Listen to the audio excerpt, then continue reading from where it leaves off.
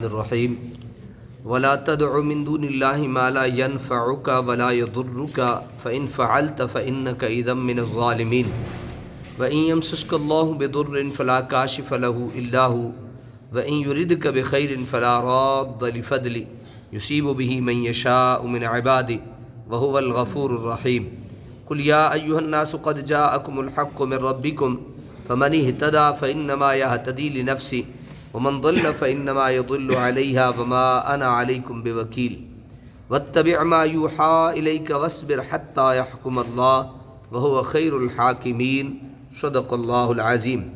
آیت نمبر 105 سے لے کر آیت نمبر 109 تک سورہ یونس ہے، پارہ 11 ہے، اور یہاں پر سورہ یونس کا اختتام ہوتا ہے الحمدللہ۔ اور مزے کی بات یہ ہے کہ یہ جب حضور سیدی ضیاء الامت رحمۃ اللہ تعالی علیہ نے اپنی تفسیر لکھنے میں جب یہ سورت کا اختتام کیا تو وہ مہینہ بھی ربیع الثانی تھا، یہی مہینہ تھا۔ تو آج بھی بحمد اللہ تعالی ربیع الثانی ہی ہے۔ اللہ تعالی ہمیں اپنے ان بزرگوں سے سچی سچی اور بلوث محبت نصیب فرمائے، اور صرف ہمارے پڑھنے پڑھانے کی تاریخیں ان کے ساتھ نہ ملیں، بلکہ ہمارا کردار، ہماری جو اخلاق، ہماری جو اللہ اور اس کے رسول سے محبت ہے، اللہ تبارک و تعالی ہمیں بھی ایسی ہی محبت نصیب فرمائے آمین۔ اور سورت کا جہاں اختتام ہوتا ہے وہ بھی کلمات بڑے محبت اور بڑے توجہ اور غور طلب ہوتے ہیں، تو ذرا توجہ سے سماعت فرمائی۔ فرمایا وَلَا تَدْعُ مِن دُونِ اللَّهِ، اور نہ عبادت کر اللہ تعالیٰ کے سوا اس کی مالا ینفع کا، جو نہ نفع پہنچا سکتا ہے تجھے، ولا یضر کا، اور نہ ضرر پہنچا سکتا ہے، نقصان پہنچا سکتا ہے۔ فإن فعلت، اگر تو ایسا کرے گا، یعنی اللہ کے علاوہ کسی کی تو بندگی اور عبادت کرے گا، تو فإنک اذا من الظالمین، پھر تیرا شمار ظالموں میں ہوگا۔ پھر تو کون ہوگا؟ اگر دیکھیں نا، اللہ کا کام ہے بتا دینا کہ اللہ تعالیٰ کے علاوہ جتنے بھی ہیں، نہ وہ تجھے نفع دے سکتے ہیں، نہ وہ تجھے نقصان دے سکتے ہیں۔ نفع اور نقصان دینے والی ذات ہے اللہ کی، عبادت کے لائق ذات ہے اللہ کی۔ اگر تو اللہ تعالیٰ کے علاوہ کسی کی عبادت کرے گا تو تو ظالم ہوگا، کیونکہ وہ تو عبادت کے لائق ہی نہیں۔ کائنات میں صرف ایک ہستی عبادت کے لائق ہے، اس ہستی کا نام اس میں گرامی کیا ہے؟ اللہ۔ اونچی آواز میں کہیے اللہ۔ اس ہستی کا نام کیا ہے؟ اللہ۔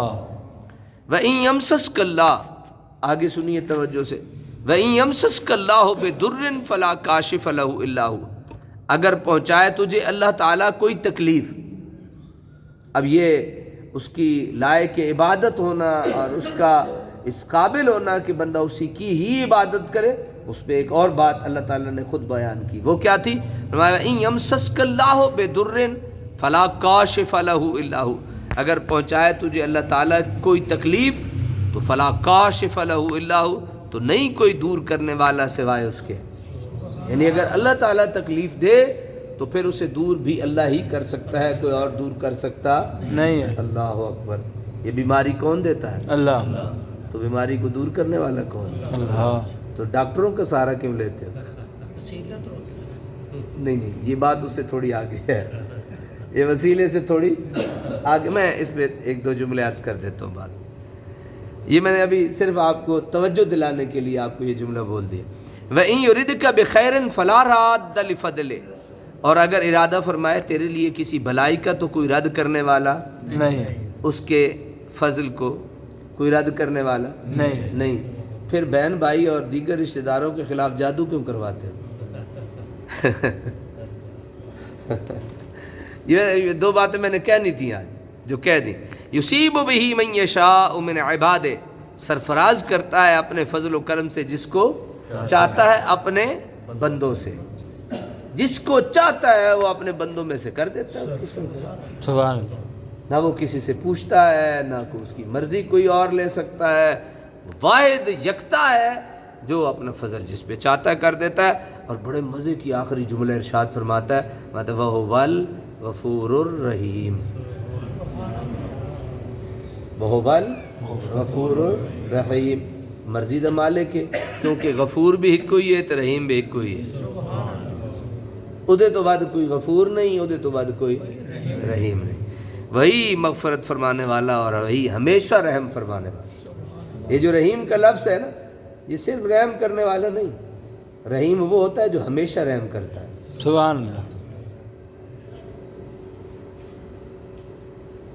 یہ بسم اللہ الرحمن الرحیم نہیں پڑھتے تو اس کا کیا ہوتا ہے؟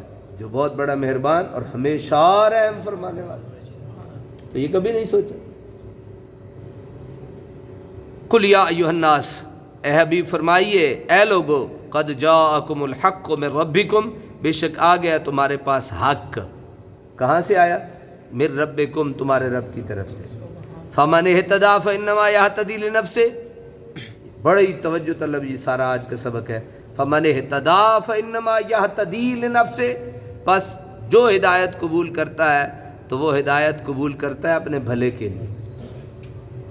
یہ کو سیدھے راہ تے ٹر پہ آتے تو اپنا بھلا ہے. بے شک. جس نے ہدایت کا راستہ پکڑ لیا تو بھلا کس کا ہے؟ اپنا. استادوں دا بھلا کوئی نہیں، خدا اپنا ہی بھلا ہے. استاد راہ دکھانے کے لیے ہے. استاد انگلی سے پکڑ کے اسے راستے پہ لگانے کے لیے ہے. ہدایت کا بھلا اسی کے لیے ہے. وہ کرم ہے کہ جو کسی کو نیکی کی راہ پہ لگاتا ہے اللہ تعالیٰ اس کو اس کا بدلہ اور اجر عطا فرماتا ہے. یہ اس کا کرم ہے. ہدایت اسی کے لیے ہے جو ہدایت پکڑتا ہے، جو ہدایت لیتا ہے. ومن ضل، اور جو گمراہ ہوتا ہے، فإنما يضل علیہا، تو وہ گمراہ ہوتا ہے اپنی تباہی کے لیے. وما انا علیکم بوکیل، اور میں تم پر نگران نہیں ہوں. وما انا علیکم بوکیل، میں تم پر نگران نہیں ہوں. میں نے تو اپنا فرض ادا کر دیا ہے، اب میں تمہارے کاموں کا ذمہ دار نہیں ہوں. میں نے بتا دیا ہے یہ راستہ یہ ہے، اس پہ جنت ملے گی، یہ ہے اس پہ جہنم ملے گی. تسی جانو تھوڑے کام جانو. دل کرے تو جہنم میں چلے جاؤ، دل کرے تو جنت چلے جاؤ. واتبع ما یوحی الیک، اے حبیب آپ پیروی کرتے رہیں جو وحی کی جاتی ہے آپ کی طرف. وَاصْبِرْ حَتَّى يَحْكُمَ اللَّهُ، اور ظلم کفار پر صبر کیجئے یہاں تک فیصلہ فرما دے اللہ. وَهُوَ خَيْرُ الْحَاكِمِينَ، اور وہ سب سے بہتر فیصلہ کرنے والا ہے. آخر میں اللہ تعالیٰ اپنے محبوب کریم علیہ وعلی آلہ افضل الصلاۃ و اجمل التسلیم کو ارشاد فرماتے ہیں کہ حبیب آپ ان لوگوں کی پرواہ نہ کریں جو وہی آپ کی طرف بھیجی جاتی ہے. بے خوف و خطر اس پر عمل پیرا رہیں، ان کی اذیت رسانیوں اور دل آزاریوں پر صبر فرماتے رہیں. فیصلے کی گھڑی آ رہی ہے. فیصلہ کرنے والا خود رب العالمین ہوگا، اور وہی سب سے بہتر اور صحیح فیصلہ فرمانے والا ہے. اللہ تبارک و تعالی ہمیں عمل کی توفیق عطا فرمائے.